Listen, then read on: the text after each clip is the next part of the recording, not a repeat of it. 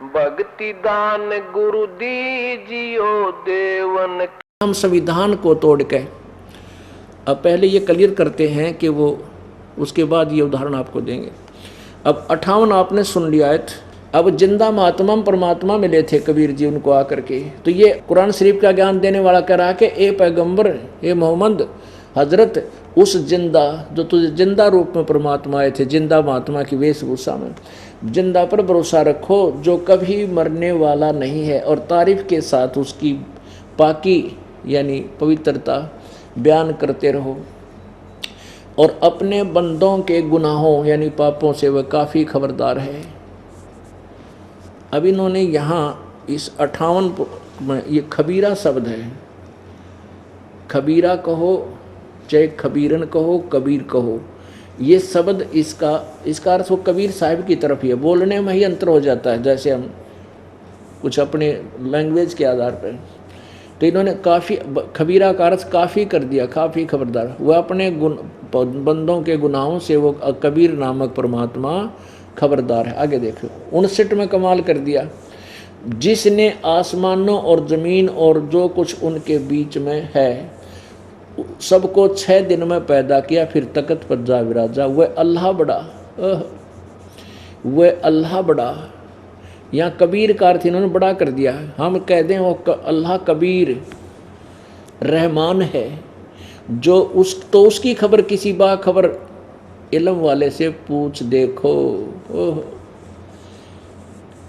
पुण्यात्मा 2 बात सिद्ध होगी, पवित्र बाइबल वाला ही ज्ञान मेल खा रहा है, और इसमें लिखा है कि वो परमात्मा जो कबीर है उसने 6 दिन में सृष्टि रची, 7वें दिन तख्त पर जा बैठा, उसकी खबर किसी बाखबर से पूछ देखो। इससे सिद्ध है कि कुरान शरीफ के ज्ञान देने वाला अल्लाह उस पूर्ण परमात्मा के विषय में अनभिज्ञ है। इसी प्रकार पवित्र गीता जी अध्याय नंबर 4 के श्लोक 34 में गीता ज्ञान दाता ये ब्रह्म, यही कुरान शरीफ का ज्ञान भी ब्रह्म दे रहा है और गीता जी का ज्ञान भी ब्रह्म दे रहा है। वो कहता है कि उस पूर्ण परमात्मा के बारे में, परम अक्षर ब्रह्म के बारे में किसी तत्वदर्शी संत की खोज कर उनसे पूछो, बाखबर माने तत्वदर्शी संत से पूछो, उनसे वही तुम्हें बताएंगे। अब यहाँ एक प्रश्न आ गया कि जैसे कुरान शरीफ में अभी आपको परमात्मा की वाणी में बताया कि नबी मोहम्मद नमस्कार है राम रसूल कहाया, 1,80,000 को सौगन जिन नहीं कर चलाया। उन्होंने मांस नहीं खाया, रोज़ा बंग नमाज दे रे, बिस्मिल की नहीं बात कही रे। हजरत मोहम्मद जी ने रोजे रखने को भी कहा था, और बंग देने को भी ऊंची आवाज़ में कहा है, और नमाज भी कही थी, 5 वक्त की नमाज करो, लेकिन बिस्मिल की बात हजरत मोहम्मद ने नहीं कही। अब जैसे कुरान शरीफ में और पवित्र बाइबल में 6 दिन में सृष्टि थी, 7वें दिन तख्त पर जा बैठा वो भगवान, वो तो है पूर्ण परमात्मा, ओवरऑल कंट्रोल। और ये समर्थन वेद भी बता रहे हैं कि वो कबीर परमात्मा, वो परमेश्वर आता है, अपनी प्यारी आत्माओं को, श्रेष्ठ आत्माओं को मिलता है और अपना तत्व ज्ञान समझाता है, और उसके बाद फिर वो अन्य को बताते हैं। अब ऐसा प्रमाण किसी भी भगवान का नहीं मिलेगा।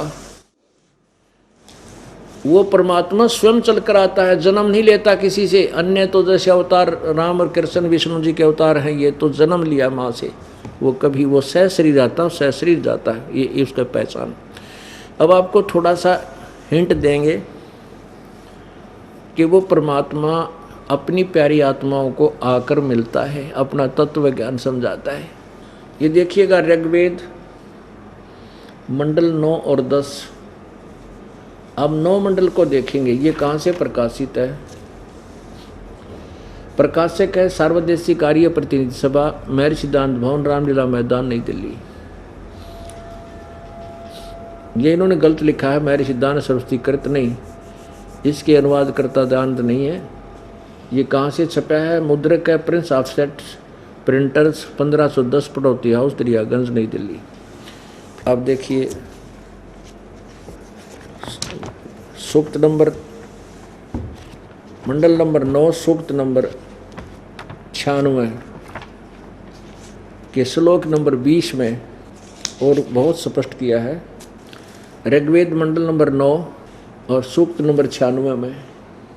अब यहाँ देखो 96 के श्लोक नंबर 18 को लेते, वैसे तो काफ़ी अलग विवरण भी है कि कबीर परमात्मा ज्ञान देता है, कबीर वाणी है। अब हम 18 से लेते हैं कि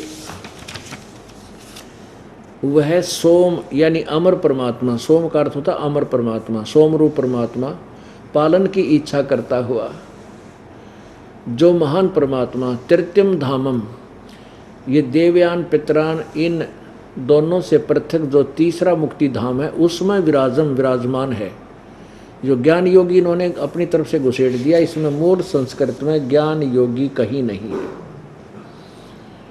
ऋषि मना ये ऋषि कर सवरसा सहसर अणिथ पदवी कवि नाम तृतीयम धामम महिष शिष्य संत सोम विराजमानु राजती स्तूप। स्तूप माने होता है गुम्मज में, वो परमात्मा गुम्मज में और तीसरे मुक्ति धाम में विराजमान है।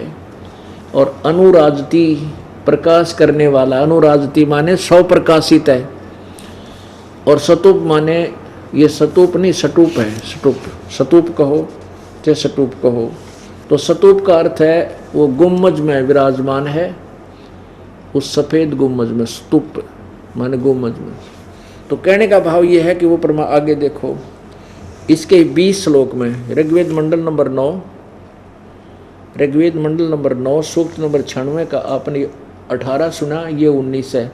इसमें चौथा धाम में भी बताया कि तुरियम धाम चौथे धाम में भी रहता है, वो अनामी लोक में, ये 19 में। अब 20 में कमाल किया है, वह परमात्मा जिस प्रकार एक संघ को उसका सेनापति प्राप्त होता है, यानी बहुत बड़े भक्तों के समुदाय का वो गुरु रूप होता है, इसी प्रकार ब्रह्मांड रूपी श्लोक में कोष को प्राप्त होता है। होकर उच्च स्वर से गरजता हुआ इस ब्रह्मांड रूपी विस्तृत प्रकृति खंड में भली भांति प्रविष्ट होता है। तीनों लोकों में प्रवेश करके जैसे कि मरिये माने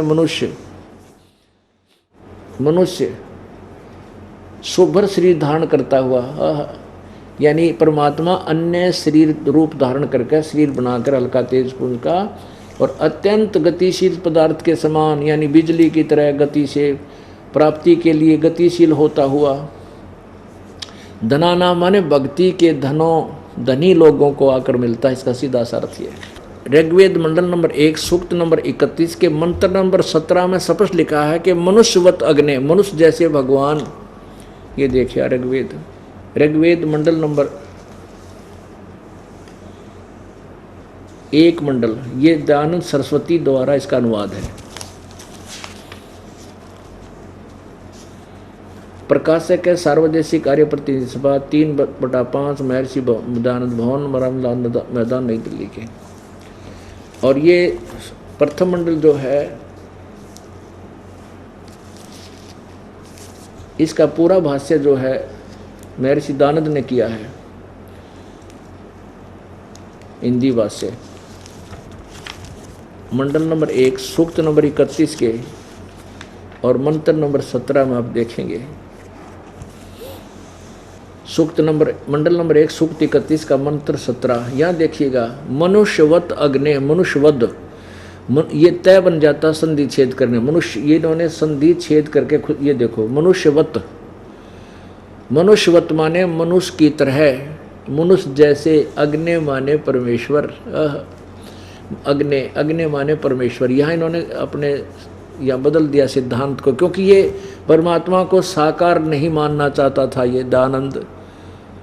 इसने अपनी अज्ञान थ्योरी बना करके शब्दों के अर्थों को घुमा दिया। अब इसका वास्तविक अर्थ क्या बनता है ये दास बताएगा। ये देखिएगा, ये वही है। सबसे पहले यही देखते हैं, ये ऋग्वेद मंडल नंबर 1 और सूक्त नंबर 31 का मंत्र 17। ये सारा संस्कृत है, इसका संधि छेद यहाँ पर मनुष्यवत अग्नि, अंगीरस्वत अंगीर है, यातिवत सदने पूर्वत सूचे अच यहाँ वहा दैव्यम जन्म आसाध्य बहिर्यच प्रियतम।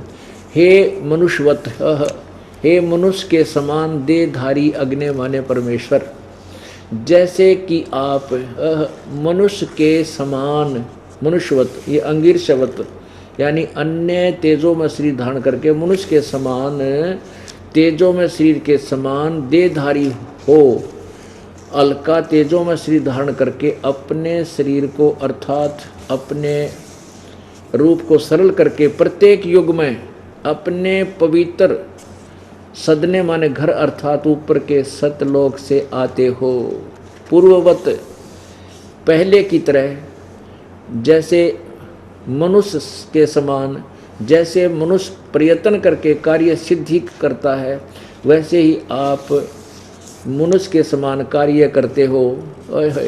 जैसे कहते हैं, इसका अर्थ ये है वैसे साधारण सा, हे मनुष्य जैसे परमेश्वर, हे मनुष्य जैसे देहधारी परमात्मा, आप जैसे पहले आते रहे हो और एक मनुष्य की तरह काम करके अपना निर्वाह करते हो, मनुष्य जैसा की तरह प्रयत्न करके अपना काम करके निर्वाह भी करते हो और हमें तत्व ज्ञान भी प्रचार करते हो। उसी तरह एक बार फिर आओ और हमें उस अपने पूर्व के स्थान जहाँ से हम आए थे वहाँ पहुँचाओ।